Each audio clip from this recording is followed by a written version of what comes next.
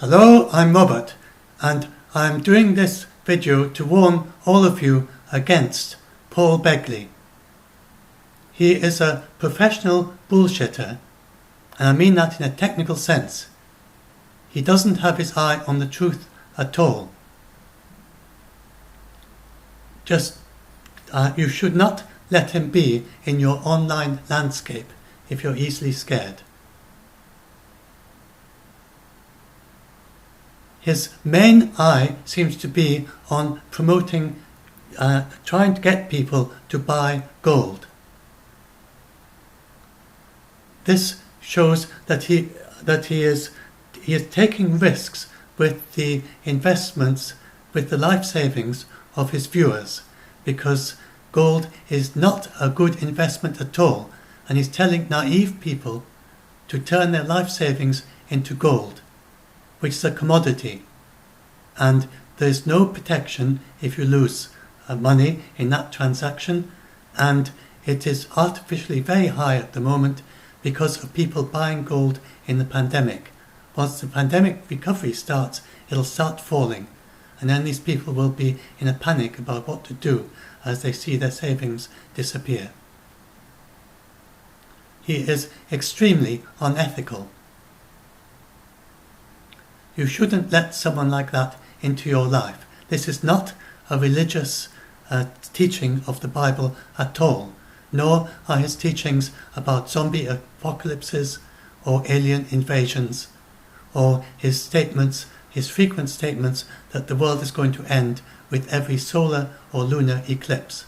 Every time the Earth passes between the Sun and the Moon, or every time the Moon passes between the Sun and Earth, Paul Begley tells you that the world will end. And on numerous other totally harmless occasions, he is now telling people that the world is going to end on the 21st of December because Jupiter and Saturn are going to be close together in the sky. This happens every decade or so. And so I want to show you this video to show you why this is totally harmless. This video shows a plane passing in front of the moon. And it'll do it fast and it does it slowly a few times. It's just repeating itself. Now, if you are on the ground at the same time as the plane passes in front of the moon, nothing unusual happens to you. Gravity doesn't work along lines. You don't get tugged towards the moon because a plane has passed in front of it. It is just the same with Jupiter and Saturn. Saturn happening to be close to Jupiter in the sky does absolutely nothing to the Earth or to any of us. And when the planets, all the planets can do is have tidal effects. But the tidal effects are absolutely minute. You're talking about 0.5 millimeter of tides for every 10 meters of the lunar tides. You're not going to measure it. It makes no difference at all to Earth if the planets are close together or far apart in the sky. And Paul Begley, if you ever listen to this video or any of your followers, shame on you. Just echoing what Greta said, but this is absolutely shameful. No pastor should do such a thing. I'm doing this to help someone who tells me every day that she is contemplating suicide because of your prediction for the 21st of December. This is absolutely shameful that you should do such a thing. And there's no risk to anyone of anything. It is just bullshit. Utter, absolute bullshit.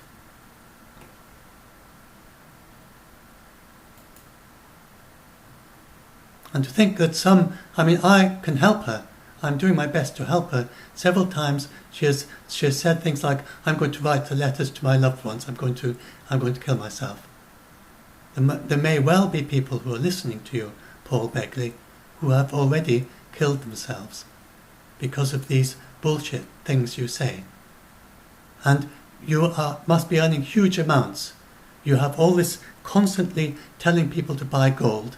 There must be some kickback for you from that. And naming the same company every single time. Nothing, not a notable company, just some company that you must have some connection with. Your store full of books that you sell and all sorts of things, coffee mugs, all sorts of things that you're selling. And you must be making a huge amount from all this. It is totally unethical. This is not Christianity. And I never hear anything in your talks about love, compassion, loving kindness, generosity, helping other people, trying to benefit others. I hear none of the Christian messages in the videos, your 2-hour-long videos. I just read the transcripts because it's a huge amount to listen to. People come to me and they say, please debunk this 2-hour-long video. The people who are listening to you every day getting 2 hours of this indoctrination. Now, if you are one of the people who are listening to him and listening to his 2-hour videos regularly, please stop. Just stop listening to these videos. It's a kind of indoctrination. It's a kind of brainwashing. You are self-indoctrinating yourself with his bullshit. It's not even theology. It's not Christianity. And it goes viral. The thing is, a bullshitter he doesn't have the eyes on truth at all. So he can craft the things he says to have the maximum viral impact. Putting words together so as to be very viral. And many of the stories that we get scared in Doomsday Debunked are like that. They've been crafted to impact on your mind. And these people have learnt the sorts of things they need to say in order for things to go viral. They don't care a whit whether there's any truth in any of it. They're just trying to be viral and attract you to come and watch their videos and click on their ads or whatever their objective is. Another reason why he also claims that it's going to be the end of the Mayan calendar and that it's his birthday. And he says these are both reasons why the world will end. Well, who knows, if it is his birthday, then why should the world end on someone's birthday? And then for this Mayan calendar thing, then you can look up, I've got this page that I've done where it tells you the date in the Mayan calendar. And it's a completely independent calendar. They do not use our calendar. They don't refer to our calendar in any way. Today is 1307, 1307, 133 in the Mayan calendar. That means that it is 7 tunes, 13 urinals and 3 kins into the 13th back tune. And they had their ceremony 7 tunes ago, back in 2012, and 13 urinals and 3 kins. A tune is roughly a year, and there at the top we have 3 kins or days into 13th urinal or month, because they have 20 months of the 7th tune or year. And you see, it's nothing like our calendar. They just don't use our calendar. And here are the Mayans who still exist in Guatemala, and they're celebrating it 7 years ago. And they never had any idea of the world ending. And the Mayans, in any case, believe that they used to believe in their ancient mythologies that these people talk about, they used to believe that we live on the back of a turtle or crocodile. And they used to believe the very first human beings were made of mud, and they could be washed away in the rain. And so people who believe that, none of you watching this, I'm sure, believe that the first human beings were made of mud, and the first human beings were washed away in the rain. So why would you listen to Mayan prophecies anyway? But they don't even prophesy this.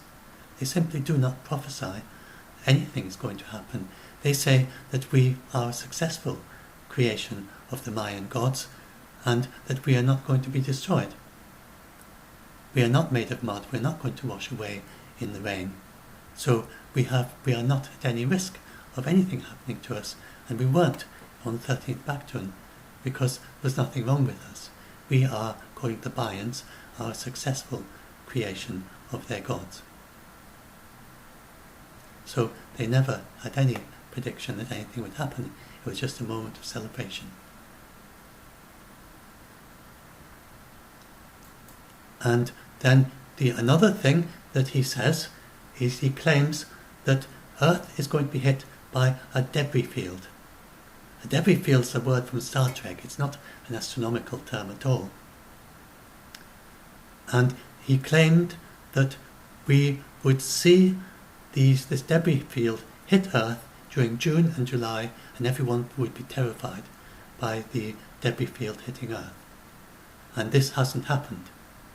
Then he says it's going to hit the Earth again. But since it never hit it in the first place, and the whole thing is total nuts. There is no debris field. Asteroids are not like that.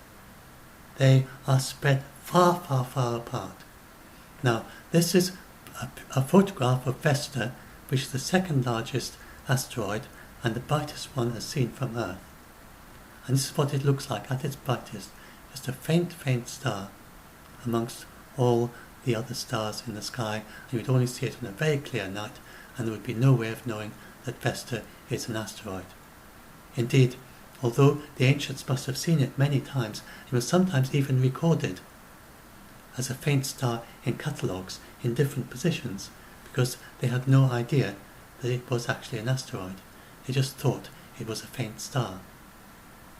If you were in the asteroid belt, where the asteroids are as closely packed as they are anywhere, then you wouldn't see any nearby asteroids. They'd be several times the distance of the moon away from you, and very small things, the one nearest to you. Now, if you happen to be in the same part of the asteroid belt as Vesta, and now the asteroid belt is vast, far larger than the distance from Earth to Vesta.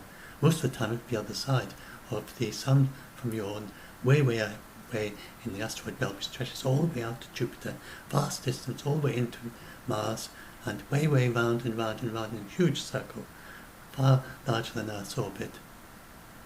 And if you were anywhere in the asteroid belt, most likely you can't even see Vesta or Ceres. And if you can, if you're really close, the Earth would count as really close compared to the size of the asteroid belt. That's all you would see. That is not a debris field. And then the asteroids near to Earth are even smaller and further apart.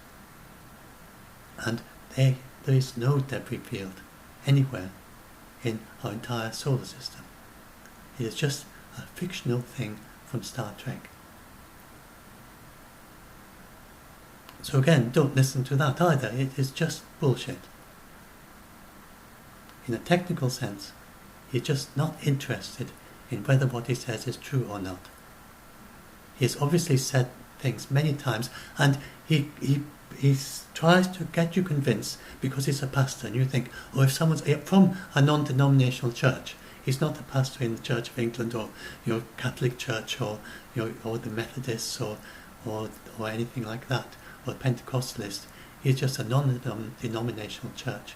They have them in the United States. Church is not affiliated with any larger organisation. And they are basically unregulated. If he belonged to, say, the Anglican Church or Catholic priest or something, I'm sure he would have been defrocked by now for the absolutely appalling, unethical way that he teaches what he claims is Christianity and is not. So him calling himself a pastor, it just discredits whatever non-denominational church he belongs to, that they permit such a person to be a pastor. This is not Christianity.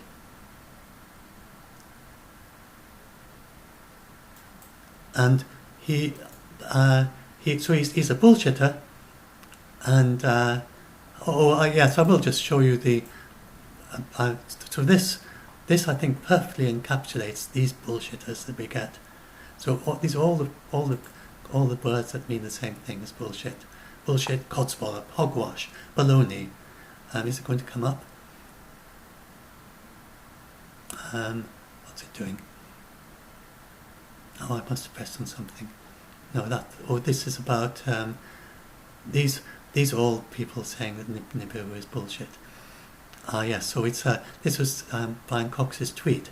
If anyone else asks me about Nibiru, the imaginary bullshit planet, I will slap them around their irrational heads with Newton's Principia. That is Brian Cox, who is a famous popularizer of astronomy in the United Kingdom, often presents programs. He's also a professor. And so bullshit is actually, it's not the swear word that it is for some people in the United States. You could almost imagine the Queen using it in the United Kingdom. But it's also used as a technical term in the United States as someone who talks bullshit, which means they don't have the eye on the truth at all. They don't care whether it's true or false. They're not even interested.